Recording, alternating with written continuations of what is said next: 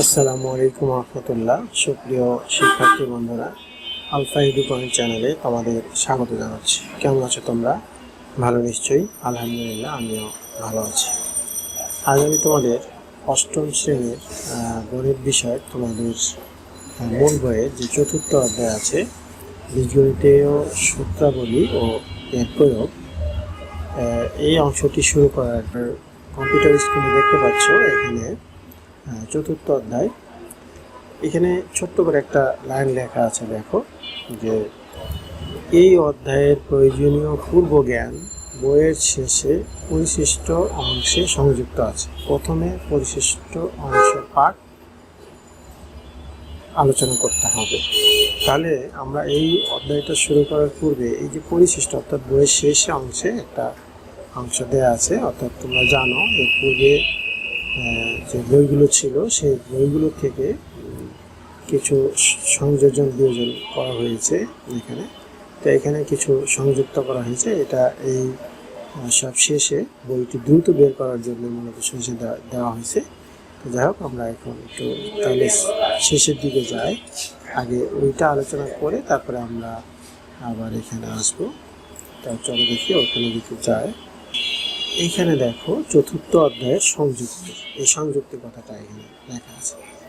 তো যাই হোক, এখান থেকে আমরা আলোচনাটা শুরু করব। এখানে দেখো লেখা আছে যে লেখা আছে বীজগণিতীয় প্রতীক দ্বারা প্রকাশিত যে কোনো সাধারণ নিয়ম বা সিদ্ধান্তকে বীজগণিতীয় সূত্র বা সংক্ষেপে সূত্র বলা হয়।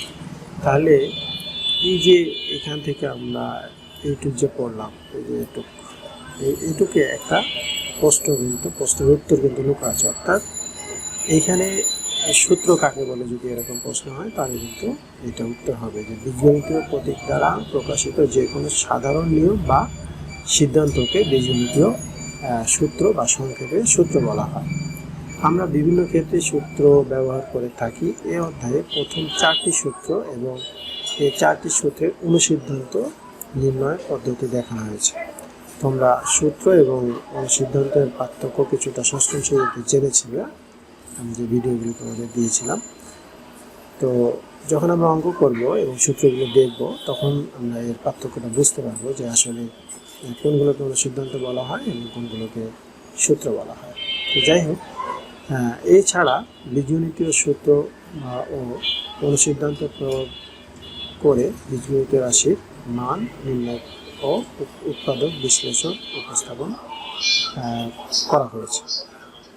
তো যাই হোক, আমরা এগুলো পড়লে এই সূত্রগুলোর মাধ্যমে আমরা কী করতে পারি সেইটাই এখানে বলা হচ্ছে।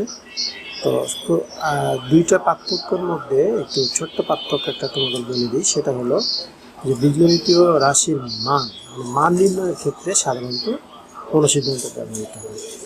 বাকি অন্য সরল, যোগ, বিয়োগ, গুণ, ভাগ বা বিভিন্ন যে বর্গ নির্ণয়, এই সমস্ত ক্ষেত্রে সূত্র ব্যবহার হয়।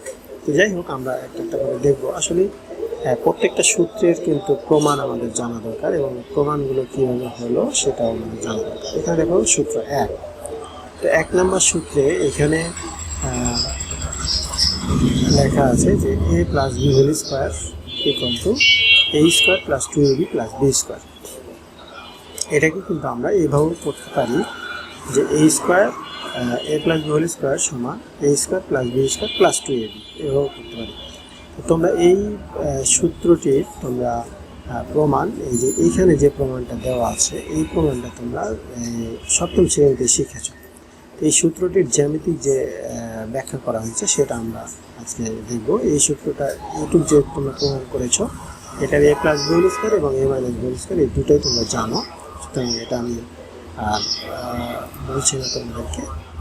এখানে চলে আসো, আমরা সূত্রটা যেভাবে পেলাম যে দুইটি রাশির যোগফলের বর্গ, দুইটা রাশির যোগফলের বর্গ আছে এ বি, দুইটি রাশির যোগফলের বর্গ সমান প্রথম রাশির বর্গ প্লাস 2 গুণ প্রথম ও দ্বিতীয় রাশি, মানে প্রথম রাশি গুণ দ্বিতীয় রাশি যোগ দ্বিতীয় রাশির বর্গ।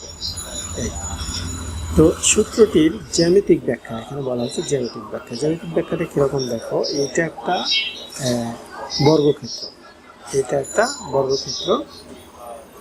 এখানে বলা হচ্ছে দেখো যে ABCD একটি বর্গক্ষেত্র যার AB বাহু A প্লাস বি, AB বাহুটা A প্লাস বি এবং BC বাহু A প্লাস বি।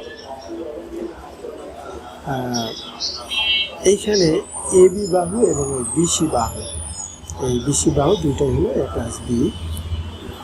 তো অতএব ABCD বর্গক্ষেত্রের ক্ষেত্রফল, দেখো ABCD বর্গক্ষেত্রের ক্ষেত্রফল আমরা জানি কি, বর্গক্ষেত্রের ক্ষেত্রফল কি, দৈর্ঘ্য বাহুর দৈর্ঘ্য স্কয়ার, তাহলে বাহুর দৈর্ঘ্য, বাহুর দৈর্ঘ্য স্কয়ার। তাহলে বাহুর দৈর্ঘ্য কত ছিল, A প্লাস বি, তাহলে A প্লাস বি স্কয়ার। বর্গক্ষেত্রটি PQRS চারটি ভাগে ভাগ করা হয়েছে। এই যেখানে দেখো PQRS চারটা ভাগে ভাগ করা হয়েছে। এখানে POS বর্গক্ষেত্র এবং QR আয়তক্ষেত্র। দেখো POS, এখানে দেখো P ও S, এটা কিন্তু বর্গক্ষেত্র, অর্থাৎ এটা চারটা বাহুর সমান। আর এইটা আর এটা কিন্তু আয়তক্ষেত্র। দেখো আমরা কি জানি, মানে কোন চতুর্ভুজের চারটি বাহু যদি পরস্পর, চারটি বাহুই বিপরীত হলেও বিপরীত এবং চারটি বাহু সমান, সেটা বর্গক্ষেত্র। আর যেটা শুধু বিপরীত বাহুগুলো পরস্পর সমান, অর্থাৎ এই সাইড এই সাইড এবং এই সাইড এই সাইড যদি সমান হয় তাহলে সেটা আয়তক্ষেত্র। তো এখানে দুটা আয়তক্ষেত্র আছে, দুটা বর্গক্ষেত্র আছে। তাহলে এখন আমরা কি করতে পারি, যে আমরা জানি বর্গক্ষেত্রের ক্ষেত্রফল দৈর্ঘ্য স্কয়ার, আয়তক্ষেত্রের ক্ষেত্রফল দৈর্ঘ্য গুণ প্রস্থ। তাহলে পি এর ক্ষেত্রফল, দেখো পি এর ক্ষেত্রফলটা কি হবে, পি এর ক্ষেত্রফল এখানে এ আছে, এখানে এ আছে, যে পি বর্গক্ষেত্র আর এস হলো আয়তক্ষেত্র। এখানে আমরা কি জানি, বর্গক্ষেত্রের ক্ষেত্রফল দৈর্ঘ্য স্কয়ার আর আয়তক্ষেত্রের ক্ষেত্রফল দৈর্ঘ্য গুণ প্রস্থ। অতএব পি এর ক্ষেত্রফল হবে কি, এ গুণ এ স্কয়ার, আর কিউ এর ক্ষেত্রফল হবে এ গুণ বি। এখানে দেখো এই যে এ গুণ বি আছে, কিন্তু এ গুণ বি, এ গুণ বি আর এ গুণ এ। তাহলে অনুরূপভাবে দেখো আর এর ক্ষেত্রফল এ গুণ বি আর এস এর ক্ষেত্রফল বি গুণ বি। এখানে কিন্তু চিত্রটার মধ্যে স্পষ্টভাবে দেয়া আছে, এই এই এই আর এই স্পষ্টভাবে কিন্তু দেয়া আছে। তো এখন ABCD বর্গক্ষেত্রের ক্ষেত্রফল, মানে পুরা এই যে বর্গক্ষেত্রটা আছে, পুরাটার বর্গক্ষেত্রের ক্ষেত্রফলটা কি হবে, পি প্লাস কিউ প্লাস আর প্লাস এস। কেন, এই চারটা যে আছে, এই চারটাই তো, এই চারটার যোগফলই তো কি হবে, এই বর্গক্ষেত্রটার ক্ষেত্রফল হবে। সুতরাং বর্গক্ষেত্রের ক্ষেত্রফল এই চারটার যোগফল। তো এই চারটার যোগফল করতে গেলে আমরা আগেই এটা দেখেছি, ABCD সমান হোল স্কয়ার। এইখানে দেখো এটা A square plus AB plus AB plus B square. সুতরাং এইখানে যদি আমরা, এখানে কিন্তু এই মানগুলো কিন্তু এই যে PQRS, এই PQRS এর মানটা কিন্তু এখানে বসানো হয়েছে, ঠিক আছে, এই মানটা বসানো হয়েছে এ স্কয়ার AB এবং AB বি স্কয়ার। এখানে দেখো মানটা কিন্তু এখানে বসানো হয়েছে, তোমরা একটু খেয়াল করলে দেখতে পাবে। এই পি এর মানটা ছিল এখানে, এখানে দেখো এই পি এর মানটা ছিল কিন্তু এই যে এইটা, পি এর মান এই যে এটা, আর এর মান এটা, আর এস এর মান এটা। ঠিক একইভাবে এখান থেকে এই যেটা বসানো হয়েছে, এই বিটা এ বি আর এ বি সমান যে এ বি, আর এই যে বি স্কয়ার, এই বি স্কয়ারটা এ বি স্কয়ার। তাহলে এখানে এইটা যোগ করলে আমরা এটা পাচ্ছি A square plus 2ab plus B square. অর্থাৎ আমরা ক্লাস 7-এ এইভাবে শিখেছিলাম, কিন্তু অষ্টম শ্রেণীতে আমাদের বীজগণিতের সূত্র হলেও এটাকে জ্যামিতিক যে ব্যাখ্যাটা আছে সেই ব্যাখ্যার মাধ্যমে আমরা এটা প্রমাণ করলাম। তো যাই হোক, তোমরা আশা করছি বুঝতে পেরেছো। এরপরে যদি বুঝতে সমস্যা হয় তোমরা কমেন্ট সেকশনে জানিও।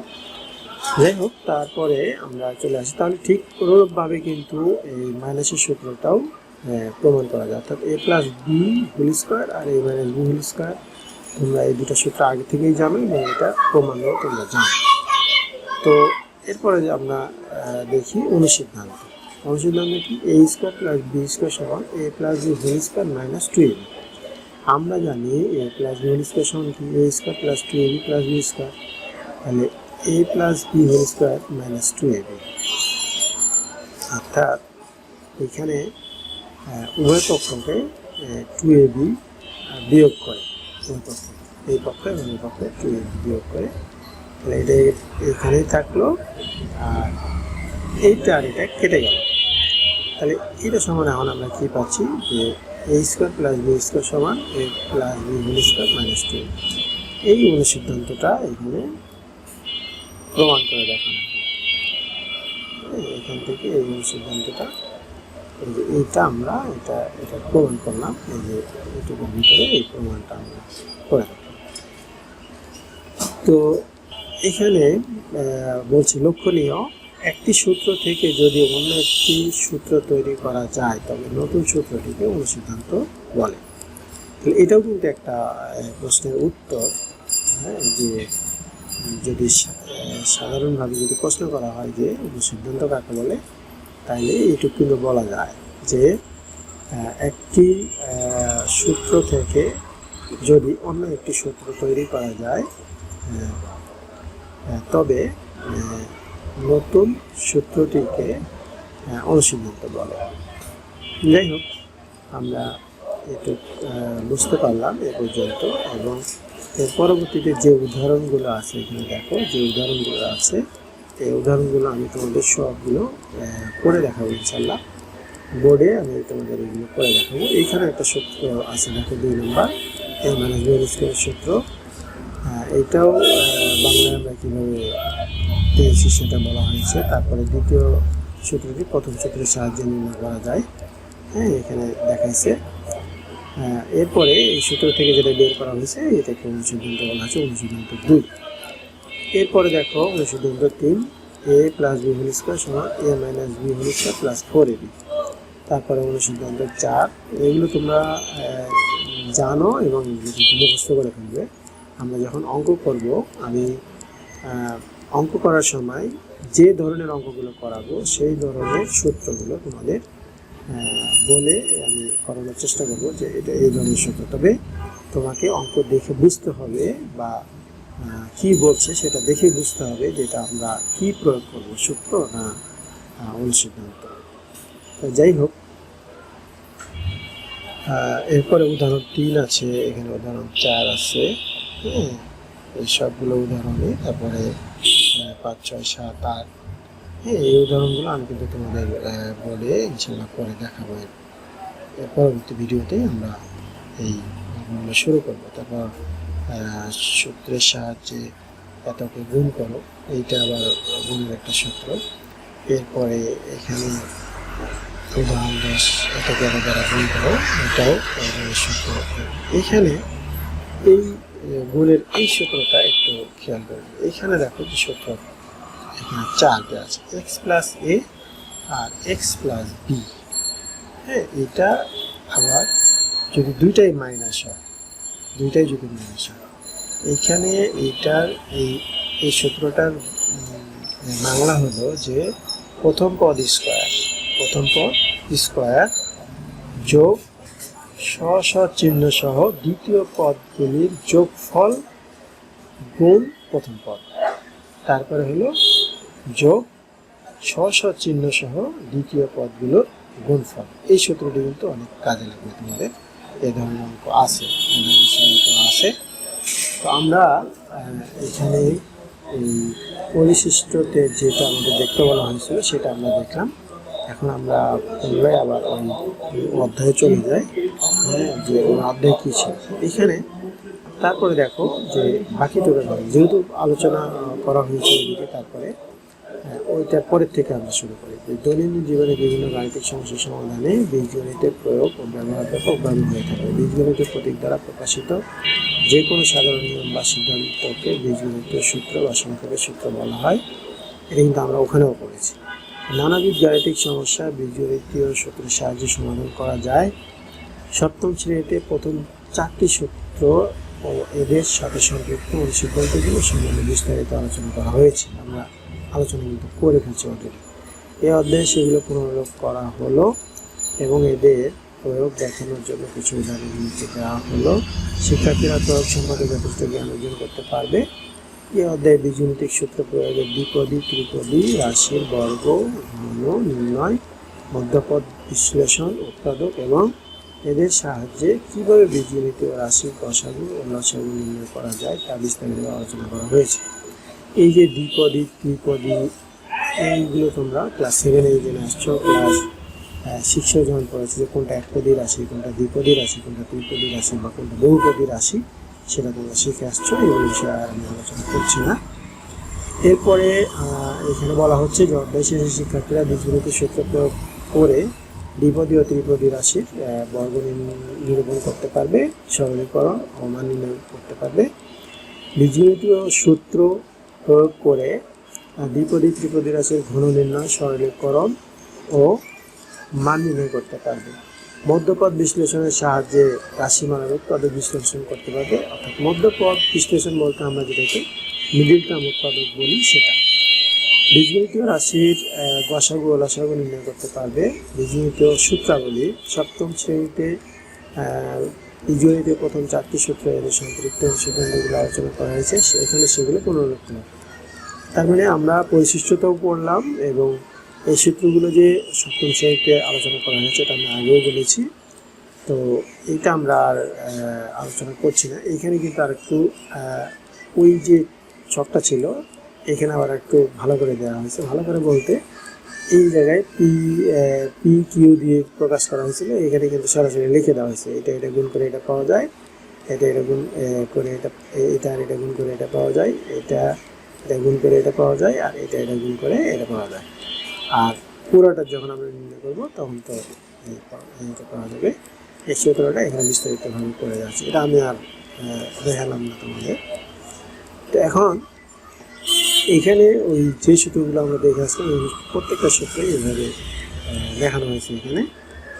এখানে অনুসিদ্ধান্ত ওখানে আমরা 4 পর্যন্ত দেখছি সূত্র। এখানে 5 নম্বর অনুসিদ্ধান্তটা দেখো যে 2 × a² + b² সমান a + b² + a - b² হয়। এটা কিন্তু এই 2টা যখন এদিকে আসবে তখন কিন্তু এইখানে আরেকটা সূত্র হয়ে যাবে যে a² + b² সমান a + b² + a - b²/2। এভাবেও কিন্তু সূত্রটা অনুসিদ্ধান্তটা হয়। এরপরে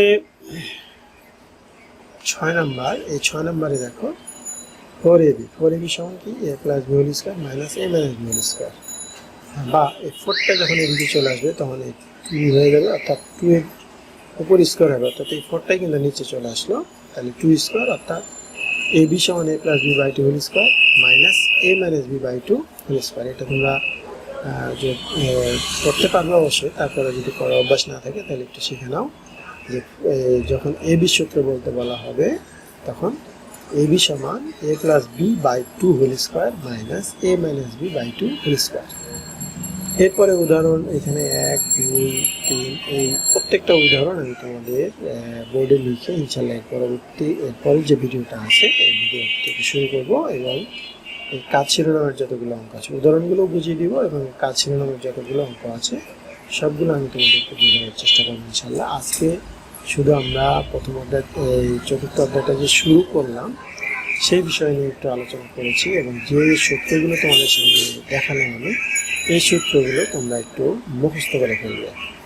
যেমন a² + b² যদি তোমরা ধরো তখন বলবো যে এটার অনুসিদ্ধান্ত হলো a + b² - a + b² - 2ab।